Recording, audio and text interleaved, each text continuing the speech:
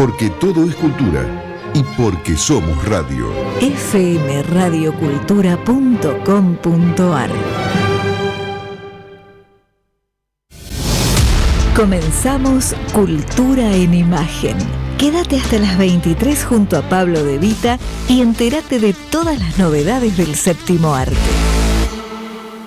Una nueva emisión de Cultura e Imagen, aquí por supuesto en su radio, en Radio Cultura, a todo el país a través de www.fmradiocultura.com.ar, cuando son apenas pasadas las 22 horas de un domingo atípico en la ciudad de Buenos Aires, con un marcado descenso de temperatura, lluvias aisladas, una temperatura más agradable que nos va a acompañar durante toda la semana y además un corte de luz que vivimos en la radio que nos hizo temer hace instantes nada más sobre la posibilidad de emitir este programa. Pero estamos muy contentos de tomar contacto nuevamente con usted, como hacemos domingo a domingo, en este espacio denominado Cultura en Imagen, donde pasamos revista a la actualidad del cine, al campo cultural argentino, a las novedades con respecto al quehacer del séptimo arte y a lo que significa todo el panorama nacional e internacional.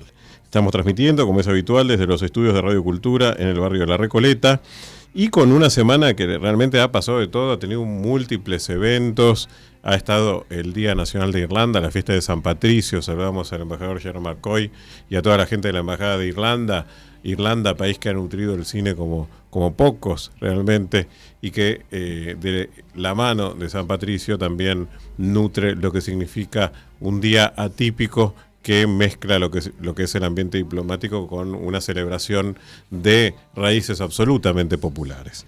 También estuvimos en la celebración de la francofonía en el Palacio de Libertad, ex CCK, ex Centro Cultural Kirchner, ex Correo Central, donde se brindó el marco espectacular de lo que significa esa obra arquitectónica fabulosa que es la sala principal, que es la Ballena, para dar inicio a un conglomerado de actividad y de oferta de los países francófonos y a través de sus representaciones diplomáticas radicadas en la Argentina, donde hubo un especial foco dedicado al cine de Suiza, al cine francés, realmente un conglomerado de actividades nutridas desde Canadá, que fue también uno de los coorganizadores fundamentales de esta edición 2025 de la francofonía en Buenos Aires, así que saludamos también al embajador y a toda la gente de la Alianza Francesa que también ha participado especialmente en la organización de ese acto, y desde allí nos trasladamos a los premios de la Fundación Argentina para la Poesía, un evento que se realiza año a año en el Palacio de San Miguel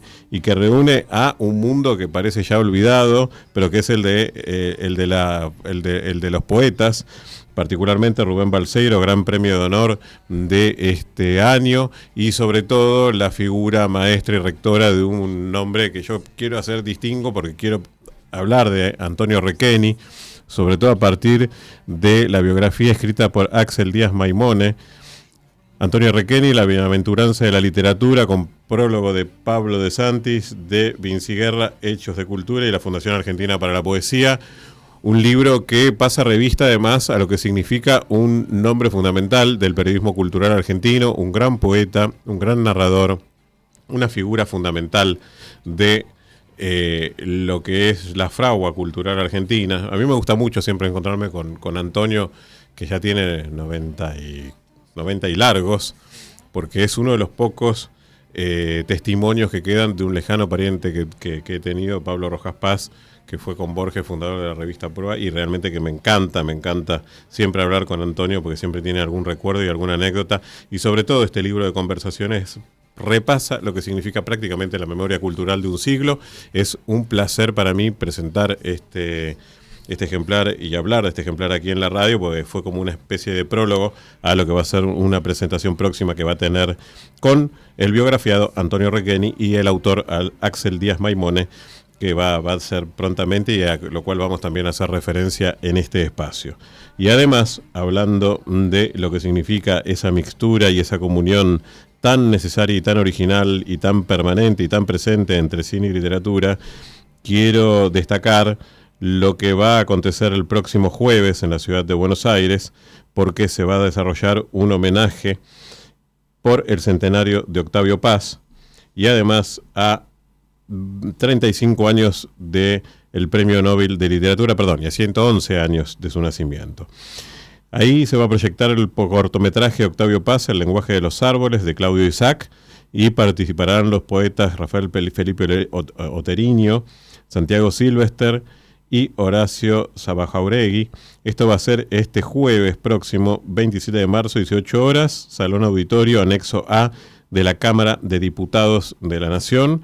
Este evento se encuentra presentado por la Embajada de México en la Argentina y refiere principalmente a los 35 años del Premio Nobel a Octavio Paz, que ustedes recordarán muy bien, como yo recuerdo y todos recordamos, ese trabajo que realizó junto a María Luisa Benver. María Luisa Benver tomó el Sor Juana, Los trampas de la fe de Octavio Paz y lo convirtió en una de las grandes películas de la historia del cine argentino, protagonizada por Assumpta Serna, y que realmente vale la pena retomar siempre como testimonio de una de las grandes directoras del cine nacional. Pero esto no ha sido todo, porque también el martes pasado se presentó el Bafisi, la edición número 26 del Festival Internacional de Cine Independiente de la Ciudad de Buenos Aires. Estamos además en el prólogo del feriado del 24 de marzo, que vive como una marca terrible en la historia argentina, y ha nutrido también al cine desde obras necesarias, profundas, de enorme reflexión y además de enorme recorrido internacional. Por empezar, prácticamente todos los acercamientos que tuvo Argentina a los premios Oscar han sido referidos por los hechos traumáticos que vivimos por la noche de la dictadura militar y sus consecuencias posteriores. Me refiero principalmente a La historia oficial, película con la cual Argentina accedió al premio de la Academia. Me refiero, por supuesto, a El secreto de sus ojos, la película de Juan José Campanella, que también toma de manera colateral, pero muy vívidamente, cómo fue la construcción de la violencia política en la Argentina previa al golpe militar. Y me refiero también a Argentina 1985, la película de Santiago Mitre, que hace referencia precisamente a lo que fue el juicio de las juntas.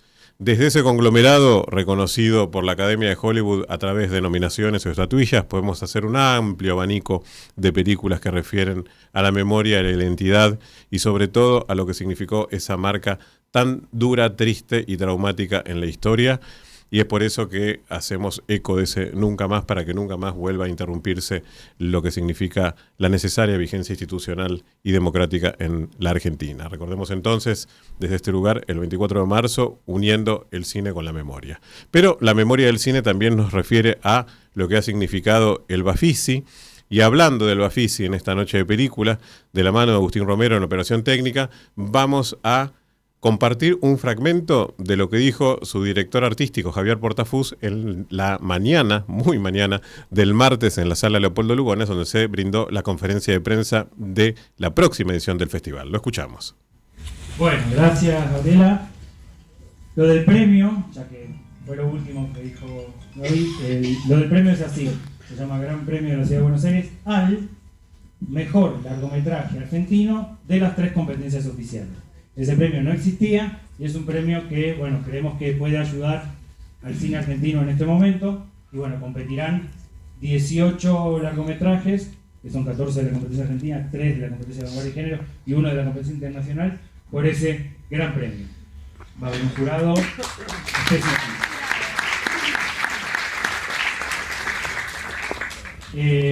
Bueno, ¿por dónde empezar esto?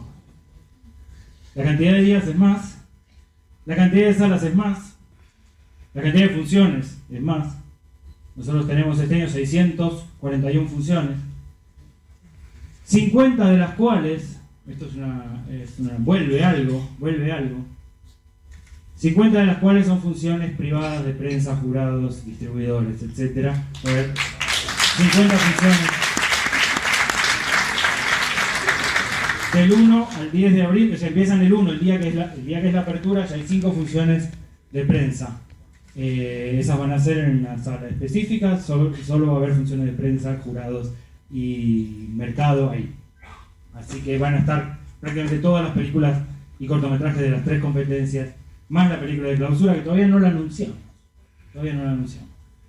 La película de apertura, la saben, es UPA, Una primavera en Atenas. Ahora anda el equipo UPA, no sé si están todos, pero hay varios, los veo de acá.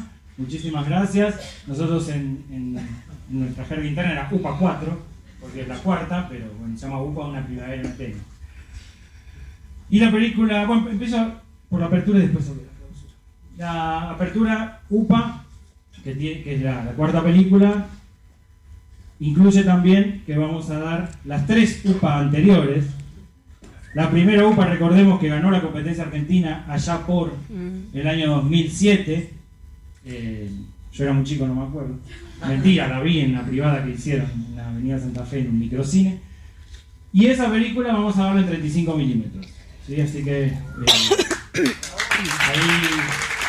hay alguna más en 25 milímetros y hay programación también.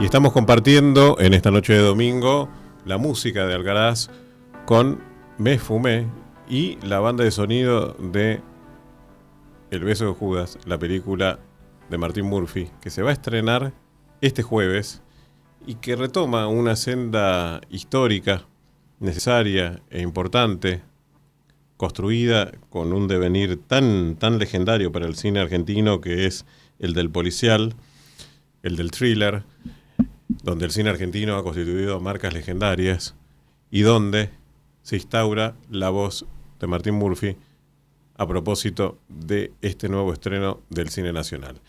Y estamos muy contentos que, además de compartir la música de Alcaraz, podamos darle la bienvenida a su director, previo nada más y nada menos que a la van premiere al estreno de su película, que es una película que tiene un reparto importantísimo, con un montón de cosas que vamos a hablar ahora. Muy buenas noches, Martin Murphy, bienvenido. No, muchas gracias a vos, Pablo, por la invitación. Para mí es un placer poder acompañarte hoy, esta noche, y bueno, un saludo a toda tu audiencia también. Al contrario, estamos muy contentos siempre de cuando hay una película argentina y tenemos la posibilidad de conversar con sus hacedores. Sobre todo una película de tanta envergadura, tenés un elenco increíble, en cabeza Damián de Santo, pero no quiero olvidarme de nadie. Está Campi, está Freddy Villarreal, está Alfredo Casero, Adriana Salonia, digo, hay un Fernando conjunto. Lupi, Gustavo Pardi, Lupi, sí. Luciano Linardi, sí. No, muy impresionante el elenco. Sí, y es tu ópera prima. Es mi ópera prima, sí. ¿Y cómo se hace para conseguir un elenco así con una ópera prima? No sé, soy un gran soñador, ¿no? Entonces, digamos que dije, bueno, apuntemos a lo más alto y bueno, se fue dando. En realidad, creo que tiene mucho que ver el guión. Uh-huh. El guión les resultó muy atractivo a todos los actores, entonces eso ya te da un punto de partida que te pone en otro lugar. Uh-huh. Y ese punto de partida para mí era fundamental, el personaje principal que interpreta Damián de Santos, porque yo quería a Damián para ese personaje porque necesitaba un personaje que desarrolle una empatía inmediata con la gente, ¿no? Uh-huh. Viste que Damián tiene esa imagen pública de buen tipo, que todo el mundo lo quiere, que es real, es así, y es muy querido por la gente, y necesitaba un actor que sea muy querido de entrada, como para que el impacto inicial de la película tenga ya una carga preestablecida. Excelente. Pero por otro lado tenés todos comediantes en una película. Sí. Digo, porque los personajes principales prácticamente todos los llevan rostros que son muy conocidos por el público argentino a través de la comedia. Sí. ¿Por qué elegiste ese cambio de rol de nombres tan afirmados en lo que significa la escena cómica argentina, como un Casero, un Campi, un Freddy Villarreal, que componen roles dramáticos? Yo creo que eso le suma un plus interesante a la película. Tener gente que viene de otro palo y que pueda desarrollar otro tipo de personajes donde sorprenden, donde la gente diga, hey, vamos a ver a este tipo que hace algo diferente, me parece que le suma un plus muy importante. Y además son todos actores muy, muy talentosos, muy con la capacidad de hacer eso. A mí me gustó mucho cuando vi Pulp Fiction la primera vez, que John Travolta era un actor que hacía otro tipo de papeles, y cuando Tarantino lo puso en ese lugar, bueno, la carrera de John Travolta despegó y fue para otro lado.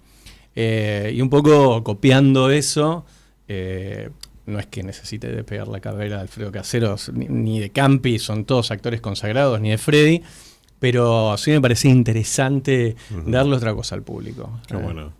Bueno, mencionábamos nosotros El secreto de sus ojos en el bloque anterior como una de las películas que accedieron al Oscar a partir de esa construcción de la memoria y la identidad y la reflexión sobre la historia argentina, y hay dos personajes que se revelaron desde ese lugar, claro, José Luis Gioia, Franchella y José Luis Gioia, ¿no? Claro, sí. Digo que también fueron una revelación a partir de roles dramáticos cuando el público los conoce habitualmente en la comedia. Pero es difícil dirigir a un actor con tantos kilómetros. Por ejemplo, un Casero. Se te para y ¿cómo es? ¿Hace lo que quiere o más o menos podés ir llevándolo? Yo te voy a contar la previa. Tiene fama de ser complejo, Casero. Sí, te voy a contar la previa. Todos mis amigos productores me dijeron, estás loco. Estás totalmente loco, va a ser incontrolable, te vas a enfermar. Y la verdad que no, fue todo lo contrario. Alfredo es una persona muy humilde, súper profesional. Charlábamos mucho la construcción del personaje. Cuando se excedía de tono o se equivocaba en la letra, pedía disculpas. Es un actor que con cada plano mejora, entonces había veces, esto es una anécdota, que el director de sonido me decía, che Martín, mira, no sirve esta toma porque el sonido no la cortes, déjala, porque toma vuelo y que practique con la cámara prendida, y entonces en las otras tomas iba mejorando muchísimo. Y además Alfredo le agrega un plus especial con un matiz distinto que está en su impronta, ¿no? Y yo quería un policía que vaya con una textura de lo que aparece en algunos momentos como inocente, medio, la palabra no es tonto, pero más naif, más tranquilo, y que después pegue esos picos donde el personaje se transforma y es más incisivo. Construimos ese personaje con él, y la verdad que fue bárbaro. Yo no tuve ni un solo problema con Alfredo. No tuve problemas con ninguno, ¿no? Pero Alfredo, que era el de la fama de ser el más complicado, claro. Más complicado, pero no, la verdad que... Y además, En su momento Alfredo me agradeció mucho que yo le dé esta oportunidad de hacer el papel, porque él me decía que, viste, durante mucho tiempo lo habían como cancelado, no le daban papeles, o siempre estaba acostumbrado a hacer una aparición chiquitita en las películas de Suárez, y él quería desarrollar otra cosa y le encantó el personaje, y a mí me encantó trabajar con él, ¿no? Qué bueno, qué bueno. Bueno, y aprovechamos para saludarlo y desear un pronto restablecimiento de su salud, ¿no? Está bastante bien, Qué así bueno. que en cualquier momento le dan el alta. Yo hablé ayer con él, así que... Bueno, menos mal, me alegro mucho realmente Sí. de que la salud de Casero se recomponga. Y quería saber un poco, Martín, ¿por qué esta historia para una ópera prima además, no? Sí. Digo, hay un hecho de la historia argentina, una noticia, algo que te llevó a construir esta trama, un interés particular por el policial y por qué. ¿Por qué tomaste esta construcción donde se mezcla el secuestro, el crimen, el Lampa, los roles que se difuminan entre lo que parece ser un rostro noble y no lo es tanto? Digo, ¿cómo fue la construcción de El beso de Judas para que llegara a concretarse? A mí me gusta escribir, entonces siempre me planteé desde chico escribir como novela aquellas historias que eran muy difíciles de filmar. En el 2016 me publicaron mi primera novela, que se llama Memoria de Dios. Y entonces, El beso de Judas, cuando yo la escribí, creí que era una historia simple de filmar. Después me di cuenta que había muchos exteriores, que tenía muchos personajes, era una trama más complicada de lo que yo había pensado inicialmente. La realidad es que la historia fue inspirada por una canción de Sabina. Yo venía escuchando en el auto una canción de Sabina, que en un momento dice, es un beso de Judas, de la venganza. Y dije, qué buen nombre para una película. Y ahí, bueno, ¿cómo sería? Y empezó a desarrollarse toda la historia en la cabeza. A mí el género de suspenso y el policial es uno de los géneros que más me gusta. Probablemente cuando se ocurrió esta idea, cuando pasó lo de la canción de Sabina, era el año 2009. Veníamos toda una seguidilla de secuestros express en la Argentina. Entonces, seguramente debía tener esa carga en la cabeza cuando la escribí. Bien. Y bueno, fue una mezcla de todo, ¿no? Del género que me gusta, de la venganza. Yo quería mostrar también lo que es la interpretación, ¿no? Porque nosotros cuando vivimos cotidianamente interpretamos la vida de distintas maneras. Entonces, la película juega un poco con eso, con la interpretación del espectador, de lo que le dan los personajes. Bien. Y después esa interpretación cambia según el punto de vista. Me parecía, ¿Y por qué elegiste el papel con el cual apareces?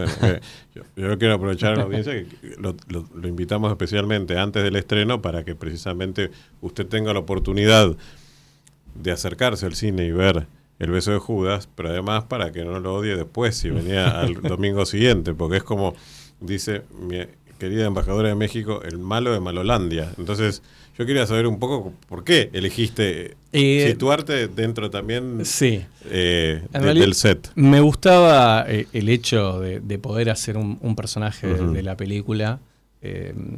Bueno, algunos grandes directores hacen apariciones en sus películas. Y era un personaje, particularmente, que tenía que ser interpretado por un actor totalmente desconocido, por alguien que no tuviera ninguna importancia, porque en la trama, si bien es importante, pero en el desarrollo de la mayoría de la película no tiene importancia en sí. Entonces necesitaba un actor que no le dé relevancia al público y bueno, me tocó ese personaje chiquitito. Qué bueno. Que me parecía que estaba bueno hacerlo. Tenía muy claro tal vez las escenas finales del personaje, cuando yo la escribía cómo querían que sean, entonces eso me resultaba hasta más fácil hacerlo a mí que explicarle a un actor la transformación que tenía que tener el personaje, desde la ironía. No quiero espolear mucho, ¿no? Pero yo voy a espolear solamente una escena que quiero preguntarle también a su directora, Martín Murphy, que nos acompaña en esta noche de domingo en Cultura e Imagen, aquí en Radio Cultura. ¿Casero es tirador de esgrima? ¿O cómo fue armada esa escena? Y contanos por qué incluiste el esgrima, claro. Bueno, el esgrima yo practico, me gusta mucho y entonces quería que se vea algo del arte en la pantalla grande para poder difundirlo un poco más. Y Caseros no tira. Tampoco teníamos tiempo de prepararlo. Entonces le dije a un compañero mío que tiene más o menos el físico de Caseros si lo podía doblar. Y bueno, él lo dobló, hizo de Casero y después Casero se saca la máscara y eso. Así que fue doble de cuerpo. Le mandamos un abrazo a Nico, que por ahí nos está viendo. Excelente, que seguramente nos está siguiendo en la transmisión por streaming a través del canal de YouTube o a través de escuchar este programa en la página web de la radio o las diversas formas digitales que hoy se accede a la programación radiofónica. Martín, tu película está filmada en la costa. Parte, está, digamos, filmada en la costa. El 70% está hecha en Lanús. Sí. Después hay escenas en Moreno, escenas en el Delta, Bien. Sí, escenas claro. en Capital. Sí. Pero el grueso de la película está hecha en Lanús, Remedios de Escalada, en zona sur. Quería saber por qué elegiste una parte también de la costa. Veo que hay un apoyo, por lo menos institucional o simbólico, del municipio de la costa para la concreción de la película. ¿Y cuánto te afectó o cómo ves la situación de salir el próximo jueves al Toro, como se le dice, sin tener un apoyo del Inca para poder concretar un lanzamiento y precisamente la producción, además, ¿no? Bueno, voy por partes. Tanto la Municipalidad de Lanús como la Municipalidad de la Costa nos dieron básicamente logística, que no es menor, porque como la película tenía muchos exteriores, a veces teníamos que cortar 4 calles a la redonda. Tuvimos que cortar puentes, necesitábamos locaciones, patrulleros, ambulancias, los bomberos, un montón de cosas que... Sí, hay mucho despliegue en la película. Es mucho despliegue, que parece que no es plata, pero si la tenés que contratar es mucha plata. Bueno, ellos nos apoyaron en eso. Era más difícil ir a filmar a la costa porque teníamos que trasladar a todo el personal, tener alojamiento. Pero bueno, había ciertas escenas que tenían que ver con la playa, con un bar de allá, y realmente les agradezco y estuvo muy bueno haberlo hecho. Y en Lanús lo mismo. En Lanús hay una escena de la entrega del rescate que teníamos que cortar un puente y bueno, nos dejaron cortar un puente importante, es un puente grande y bueno, eso también nos ayudó mucho porque no es lo mismo hacer la entrega del rescate de una manera más simple de filmar con ese despliegue del corte del puente. Es muy espectacular, ¿no? Sí, con un dron también, hay un dron que sigue ahí. La filmamos en 3 días distintos. Un día con el dron con autos, un día con el dron sin autos y después, bueno, todas las puestas de cámara distintas que hicimos ahí. Me habías preguntado algo más. ¿Cómo es estrenar sin el apoyo del Inca? No, la verdad que nosotros... Básicamente con la película no vamos al circuito solo del Inca. Es un estreno comercial que apunta a todas las cadenas comerciales. Si bien se va a ver en el circuito del Inca, pero en lo que se refiere a la distribución es una distribución mucho más amplia. Bien. Lo del Inca hubiera estado bueno en su momento para financiarla. No pude hacerlo. Ahora estamos charlando algo que se llama subsidio de sala, que ojalá se dé, que el Inca... por cada entrada vendida te da un plus de dinero. O sea, si se da eso, va a ser una ayuda importante para poder recuperar la plata. Bien. Pero bueno, había que hacerla igual y costó mucho más juntar la plata para hacerla, pero bueno, acá estamos. Me pasó, estuvimos cubriendo el Festival de Berlín, donde Iván Fun ganó el Oso de Plata, el premio especial del jurado, también con una película titulada El Mensaje, que se rodó por fuera de las posibilidades de ayuda financiera del Instituto de Cine y que tuvo un recorrido internacional también como ha tenido tu película, que ha estado en muchos festivales también. Sí. Contanos un poco cómo fue ese recorrido internacional. Bueno, estuvimos en el festival Frame Fusion, que queda en Países Bajos. Después fue seleccionada en el Festival de Cine de Melbourne, en Australia. Y también en el Festival Independiente de Chicago, donde ganó el premio como mejor thriller. Qué bueno. Sí. Qué bueno. Haber ganado en Chicago como mejor thriller da una punta de que la película... ¿Tus policiales favoritos cuáles son? Los sospechosos de siempre es una de mis películas favoritas. De hecho, algo de esta película tiene Los sospechosos de siempre. Me gusta mucho Seven también. Me parece un policial. ¿Y el cine argentino? ¿Hay alguno que te genere algún...? Bueno, Últimos días de la víctima. Arizalain, claro. Claro, es un peliculón que me gusta. Plata quemada de Piñeiro también me encantó. No sé si tuvo el éxito que se merecía. Es verdad. Pero me parece que fue una película bárbara. Y uno de los mejores papeles de Sbaraglia, junto con el actor español, no me puedo acordar el nombre ahora, que me encanta también. Eso es un policial que me parece bueno. Y El secreto de sus ojos, que para mí del cine argentino es como una de mis películas favoritas, también me parece que está bárbaro.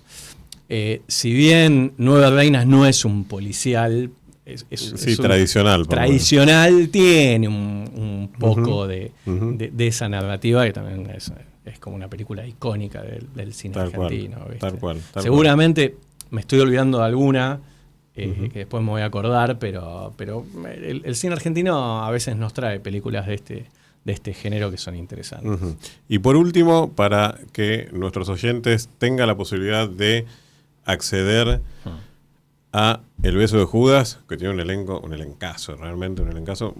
Muy difícil reunir un elenco como el que tiene la película de Martín Murphy, y su ópera prima lo consigue.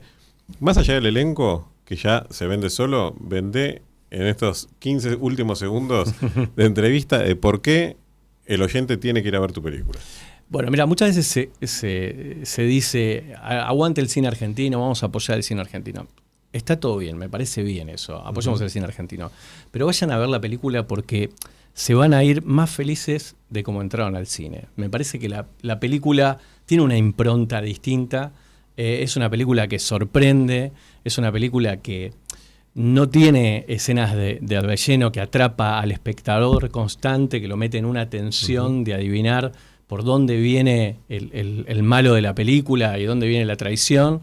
Y bueno, me parece que es una experiencia que van a disfrutar. Qué bueno. Y que no van a querer no verla en el cine. O sea, vayan a verla al cine porque me parece que el cine tiene otra impronta.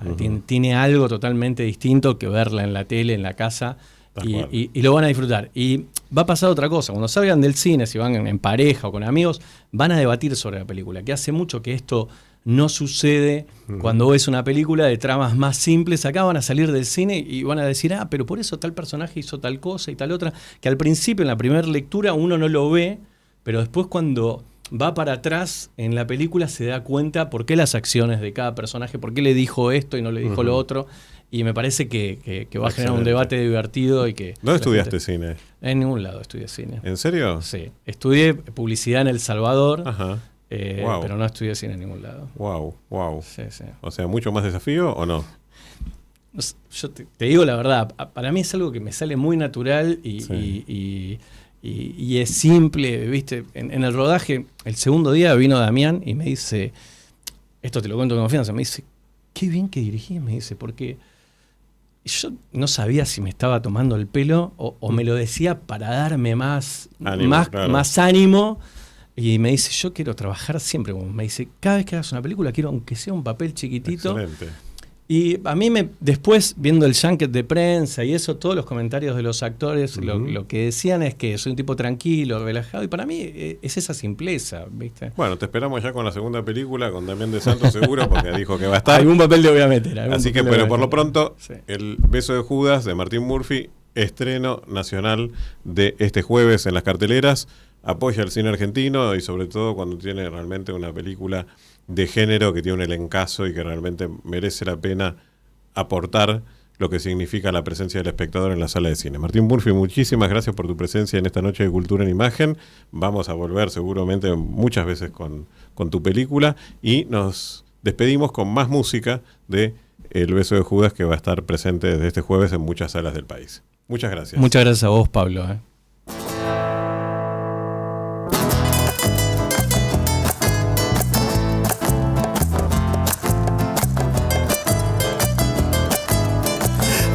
Almas que ya no tienen dueño,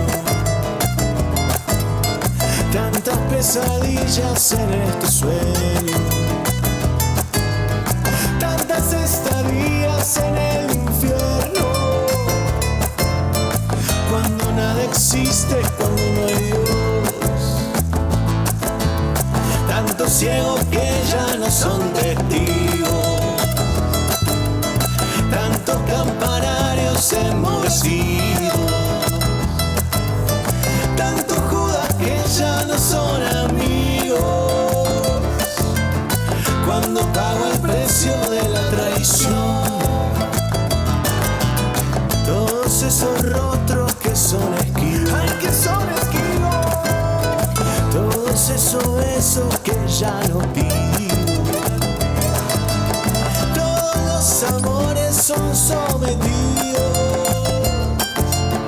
Cuando nada existe, cuando no hay voz. Todas esas voces de la locura. Todas las razones sobre la duda.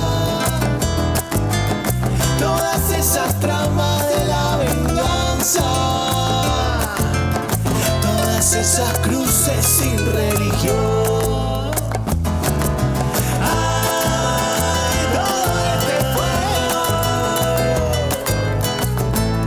que consume mi existir. Ay, aquí nadie bueno. Todo es matar o morir. Ay, solo sé querer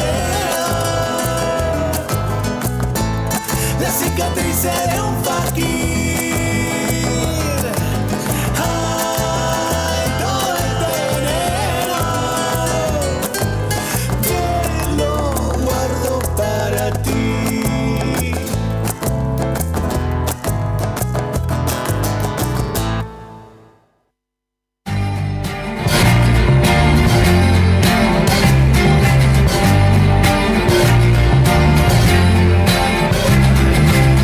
Vous avez lu l'histoire de Jesse James?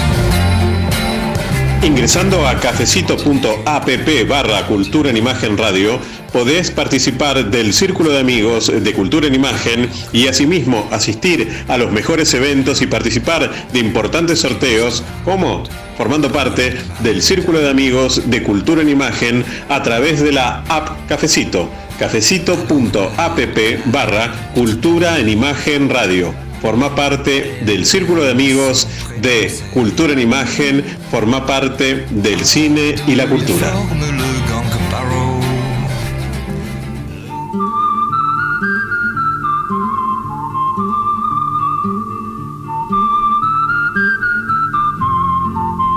Hola, buenas noches. Bueno, una alegría que puedan contar con la Cava Wine Store, una tienda de vinos de autor donde van a poder encontrar variedades de distintas bodegas, distintos terroirs y distintas zonas. Los esperamos en Rodríguez Peña 1515 de lunes a viernes de 11 a 20:30, donde van a poder encontrar una amplia gama de vinos donde se van a sorprender y cada vino es una experiencia. Mencionando la radio van a poder encontrar una gran promoción. Los esperamos, un abrazo grande, gracias, abrazo. En la familia Agustino ya tenemos más de 300.000 seguidores.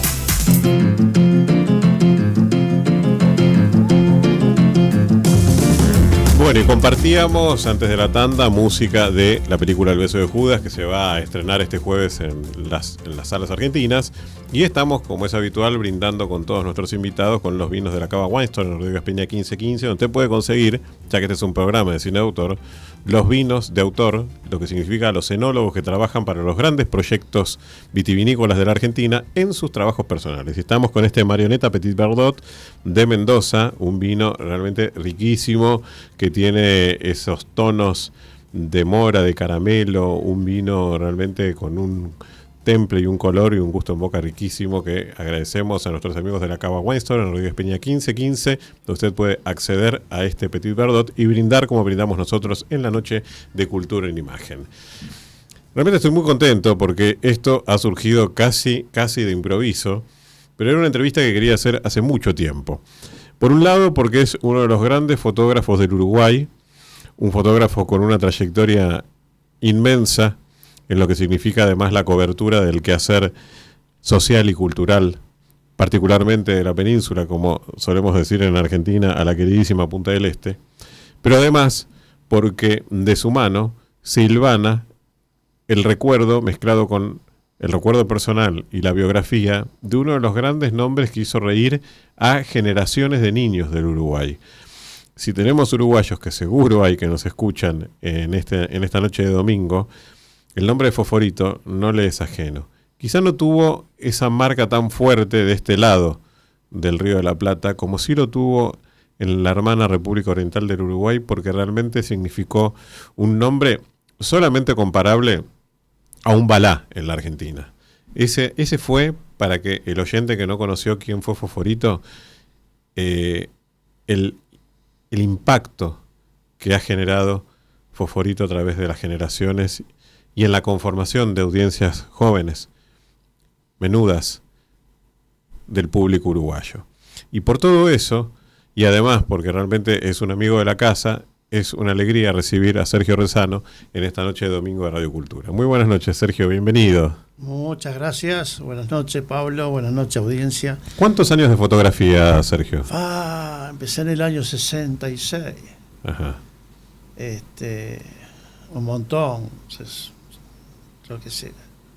Yo piso los 73 años, fíjate, 74, perdón. 74. No tenés que decirlo, que aparte salimos en No cámara, importa. estás saliendo como un pibe. No importa. Así que muchos años de fotografía y es un oficio que me encanta, me apasiona la fotografía. Para mí. Yo siempre digo, si vuelvo a nacer quiero ser fotógrafo otra vez. ¿Y querés ser fotógrafo de analógico o fotógrafo de digital? De lo que sea. Porque el mundo ha cambiado técnicamente. Bueno, el digital nos trajo muchas compensaciones, muchos problemas también, porque hay mucha gente que quedó sin trabajo por el tema digital. Claro, todos los laboratorios. Ahora estas cámaras de los celulares, hay cámaras de 24, 64 megapíxeles que sacan, impresionante.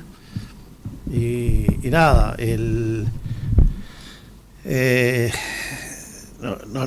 o sea, nos complicó un poco, pero ahora sacar una foto y ver cómo sale, si está bien, si ya está a punto, con lo digital no hay con qué pagarlo.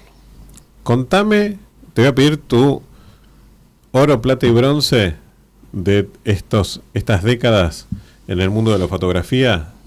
Abuelo de pájaro, tus 3 fotos que recuerdes más, ya sea de una cobertura periodística, de un festival o una foto artística, las 3 fotos que más recuerdes y por qué. Bueno, una de las fotos que más recuerdo fue cuando le hice fotos a Alain Delon. Yo trabajaba para Roberto Giordano, que trabajé 25 años para él, como fotógrafo mano derecha. Y cuando llegó Alain Delon, yo estaba escondido porque Roberto lo llevó al escenario, pero Alain Delon no quería fotos, y yo estaba escondido con la cámara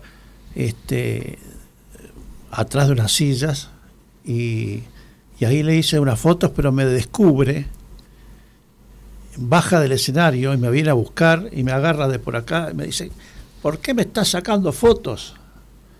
Le digo, porque Roberto Giordano me mandó a hacerte fotos. No, esas fotos no. Y me tiraba de la wow. Bueno, eso Roberto lo calmó, y después me toca ir a sacarla a la casa de Roberto, otra vez, y baja, me acuerdo, había una escalera en la casa de Roberto, y baja con un rodillambre, todo que le había prestado Roberto Giordano también, y ahí me dice: apúrate, en italiano todo, explícate, dai. Y hago así para sacarle la foto y me dice: ya está, perdiste tu oportunidad. Wow. Y esa fue duro de la onda. Sí, fue la foto, o sea, fue la peor foto que hice, pero ya la había hecho en el escenario, y bueno, esa fue la foto que recuerdo que más me dolió. Y bueno, y después oro, ahí vamos por plata, digamos. Sí. ¿Plata cuál sería? Bueno, después no, de oro, para mí son las fotos que le hice a mi padre de por vida. Esas son las de oro, que que por suerte era fotógrafo y podía sacarle esas fotos que otra gente no podía sacarle. Claro. Y bueno, y después hay un montón de situaciones. A ver, yo trabajé mucho para prensa, le saqué a Maradona, le saqué a Mirta Legrand, le saqué a Carlos Perciavale, a Gasalla. O sea, en las fiestas siempre estaban los mismos, en esas mega fiestas que se hacían antes en Punta del Este. Pero sí, la hija de Chaplin fue una de las fotos. Sí, Geraldine Chaplin, que me marcó porque con su simpleza como persona, y aparte como mi padre imitaba a Chaplin, me pareció que esa era una de las fotos que qué bueno. En tercer lugar.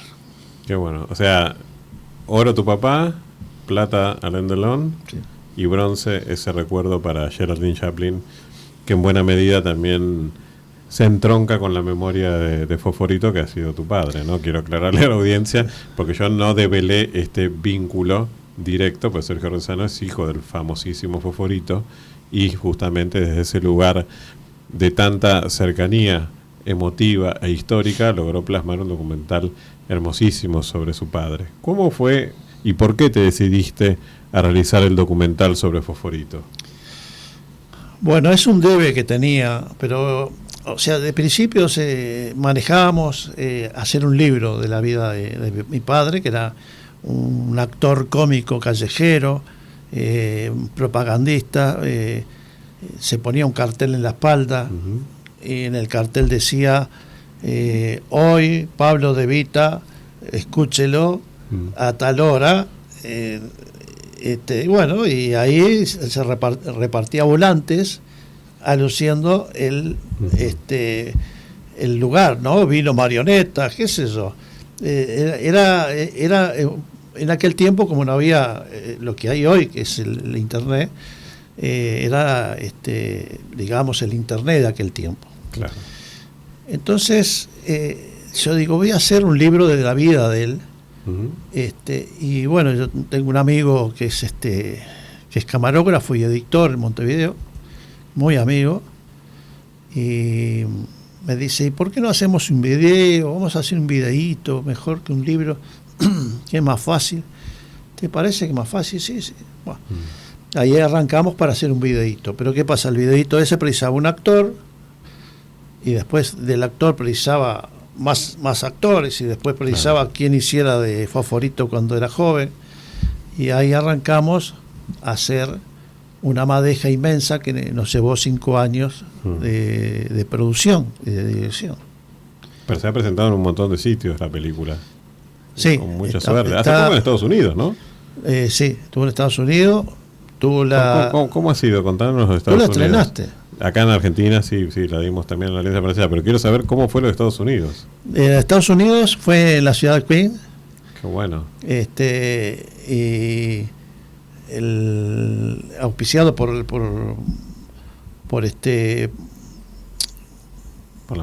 embajada uruguaya allá, y el grupo de uruguayos que viven allá.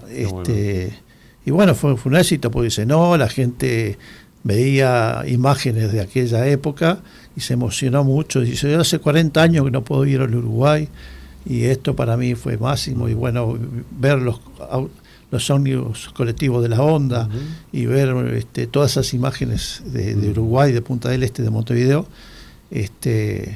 fue muy impactante para esa gente. ¿Y por qué pensás, Sergio, que el recuerdo de la gente con respecto a Fosforito y la memoria de tu padre ha sido tan significativo? Yo tuve la oportunidad de estar en el Cine Cantegril cuando se dio la película y estar compartiendo diversas instancias de realización de la película, y realmente todo el mundo se acuerda o sea, todo aquel que ya tiene algunos años, claro, y que transitó la niñez en ese tiempo se acuerda de tu papá, de Fosforito, y de ese perfil chaplinesco con el cual ofrecía un mundo de ilusión a los niños. Contanos, ¿qué pensás? ¿Qué sentís vos al respecto? Claro, lo que pasa es que era personajes que los padres llevaban a los hijos a ver a Fosforito.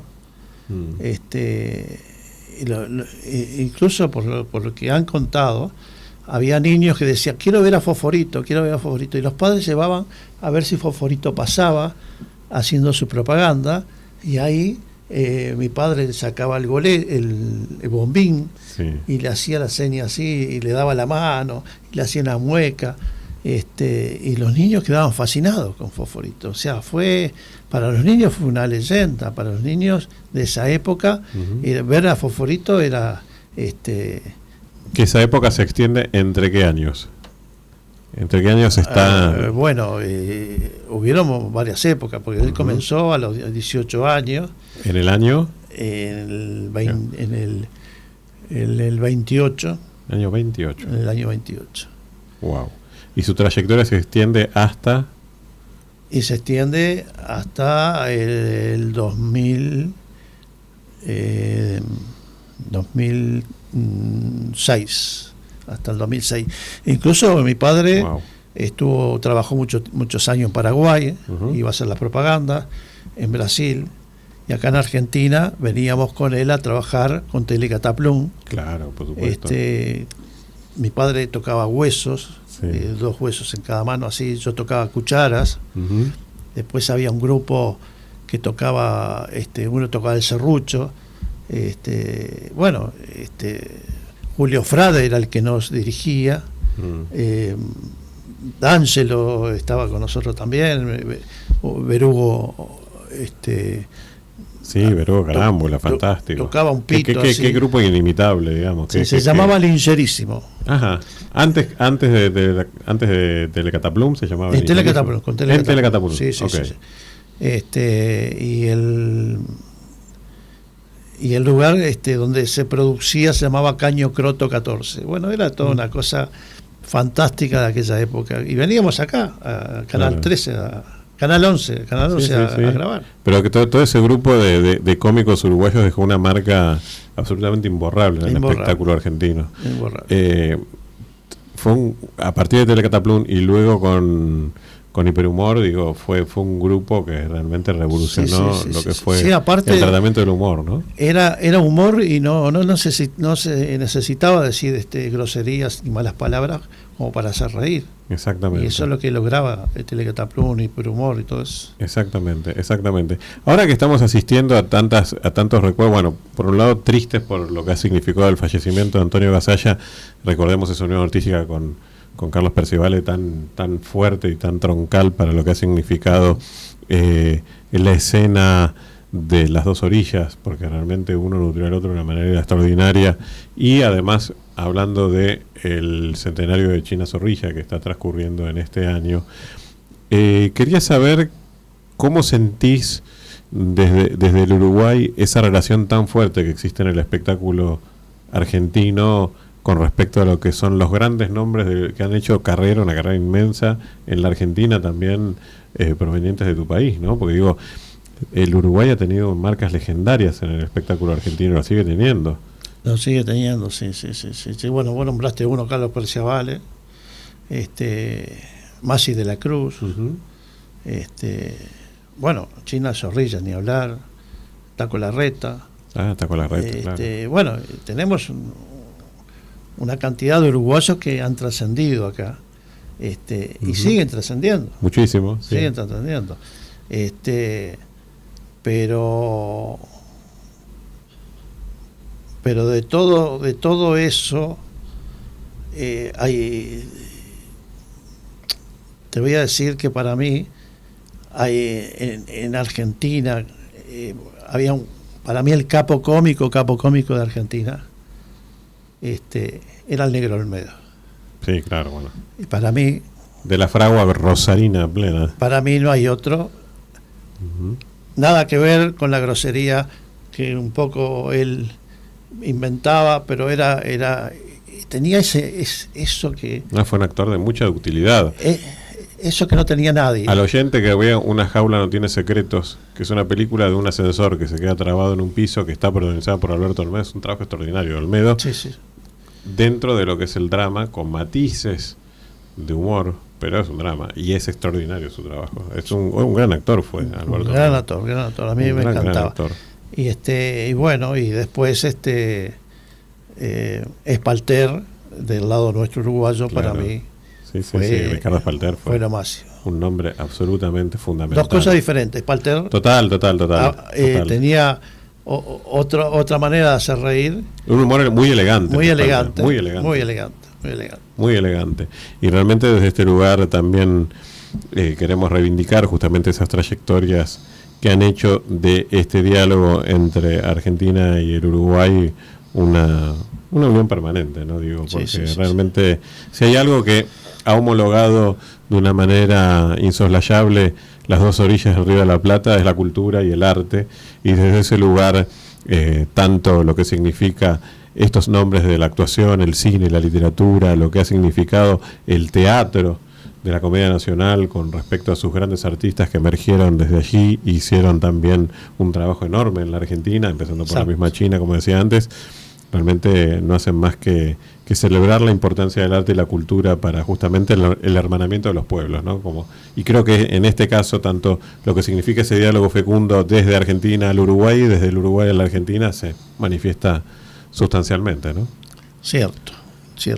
Bueno, pero ¿querés que te cuente cómo sigue la trama? Contame, por supuesto. A ver, el videíto nunca salió porque precisamos, más que un video, precisamos un montón de cosas. Uh-huh. Bueno, con la ayuda un poco del Ministerio de Turismo uruguayo, pudimos tener un dinero como para comprar las cámaras, los micrófonos, las luces, todo lo que precisamos para el set de producción. Ahí accedimos, fui a Estados Unidos, yo justo tenía un trabajo en Estados Unidos, aproveché, me traje todo contrabando, ¿no? Bueno, no lo decimos, nadie sabe. No lo decimos.